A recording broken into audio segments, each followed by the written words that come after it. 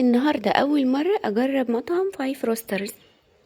جبت منه الوجبة 3 قطع، كانت 2 منها فرايد تشيكن كريسبي وواحدة منها ستريبس. جبت الستريبس عادي والقطعتين سبايسي عشان أجرب الاتنين. الستريبس كانت حلوة وعجبتني، والفراخ نظيفة وطرية. كمان السبايسي كان حلو قوي في القطع. السبايسي حلو حار، اللي بيحب الحار هيحبه قوي وواصل لجوه، والفراخ نفسها طرية، واهم حاجة انها نظيفة.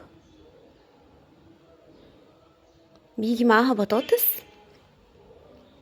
حلوة زي الفارم فريتس يعني.